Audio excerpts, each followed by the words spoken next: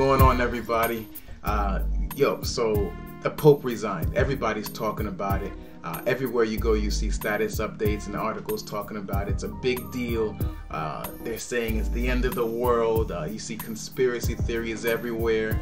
Some people are even saying that, okay, now the next Pope is definitely the Antichrist. And, a lot of people are going really crazy about this. And as I was reading all about it, I felt like I want to contribute. But because I know this is a significant occasion, but I really can't figure out why. I didn't see why. And so what I did was I did a little bit of research, and in my findings I found that a lot of the basis or substance evidence for these type of claims is really on some flimsy evidence. There's not really a lot of substance to back up what's being said. But I feel like that if there's any indicator of what to expect from the future Pope, it's not based on what some obscure Catholic, theologian said. It's based on the history of papal resignations, and in going through the history and what's happened in the past when these things have happened, I think that we can better or more accurately predict the future. And so I got together the last 3 papal resignations, and I'm going to briefly explain basically what happened, and then from there I'll make my prediction on why I think this is significant and what the next Pope is most likely going to be like. So here I got Gregory XII. He was the last Pope about 600 years ago, 1415, 598 years to be exact. He was the Pope who ended the Great Schism with his resignation. Basically what the Great Schism was, it was, the Catholic Church was divided into 2 parts, the Roman faction and the Avignon faction.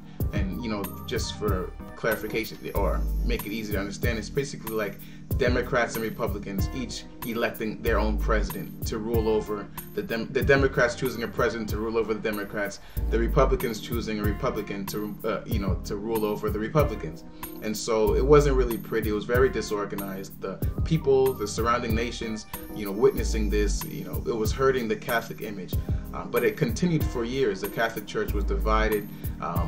People, they even had their own successors within their own factions as well. And what happened eventually, a council was called the Council of Constance, and both popes resigned, and eventually a guy named Martin the Fifth was elected as Pope because he kind of like bridged the gap and had, stuff, basically helped them compromise. He had views that helped both sides, and he allowed, people to maintain some type of, self-respect after it all. So that was the first, the last resignation, it was actually the only really peaceful one, because the one before that was a guy named Pope Celestine the Fifth in 1294. He was elected Pope, but he never wanted to be Pope. He was a kind of, reclusive type, and 3 months after he became Pope, he resigned because he said he'd rather, wander the forests and the mountains and stuff. So he didn't want to be Pope, and he resigned. And so afterwards, the next Pope, Pope Boniface VIII, who replaced him, seized him and imprisoned him, where he eventually died in jail because Pope Boniface wanted to send a message saying, popes can't just be resigning whenever they want, because popes are supposed to be infallible, free from mistake. You're God on earth, and God doesn't resign, so a pope can't resign. So clear message being sent. I doubt that Pope Benedict now will be, sent to prison, but the Catholic Church really doesn't like when popes resign. It just doesn't bode well for the church. And the previous resignation before that was a guy named Benedict as well, but he was Benedict the Ninth. That was in the year 1032. Benedict the Ninth, get this, he was elected Pope at the age of 20 years old. Now this guy was a straight up playboy. I mean, he lived a licentious life. One bishop called him a demon from hell in the form of a priest. Okay, he was, he was out there. He was also the first openly gay Pope in the Catholic Church history, even having plenty of orgies in his palace whenever he felt like it. So this guy was just a mess. And eventually he resigned. He was forced to resign, or forced out of his position as Pope, but reclaimed his position, get this, 3 times.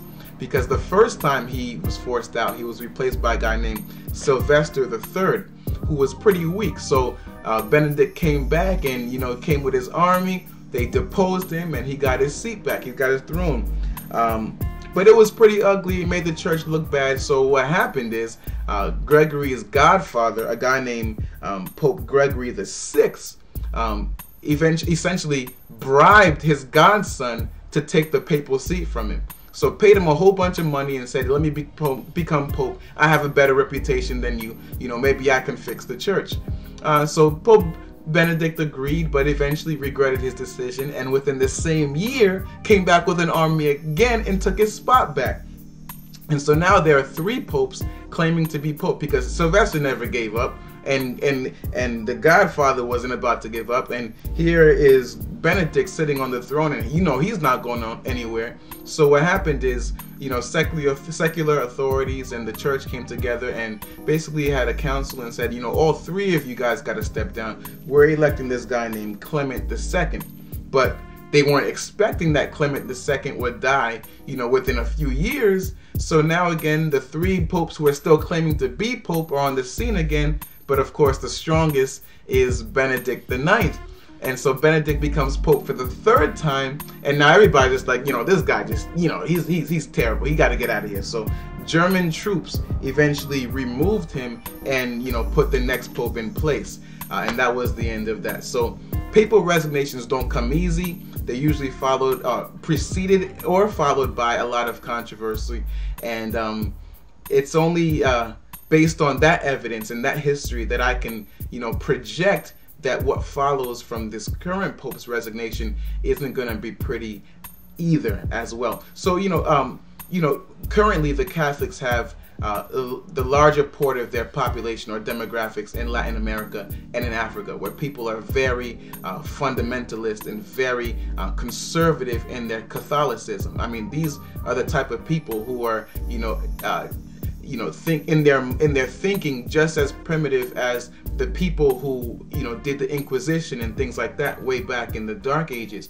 And they're clamoring, they're demanding a pope who reflects that, because in Europe and among the the so-called educated cardinals, all those guys who are candidates to be pope really don't appeal to that large demographic. That, you know, and constituency is what really drives the election of the next pope. So in my opinion, I think the Catholic Church is going to have to satisfy the demands of those people and elect themselves a pope who is conservative and who is a staunch proponent of the Catholic cause, you know, who is ready and willing to reestablish and to redeem the Catholic name, just like they always have in the past. I think this next pope is going to be a heavy, very out front, visible proponent of some fundamentalist shift in the Catholic Church. And where that leads, no one knows. But based on what I've seen, based on what the Bible says, there's no reason to conclude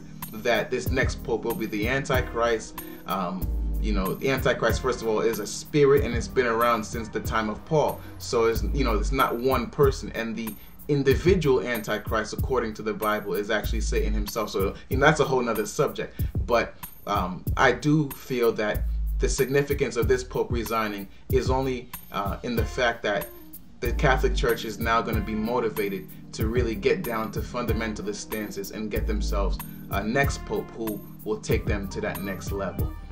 So that's just a thought. Hope you enjoy. God bless.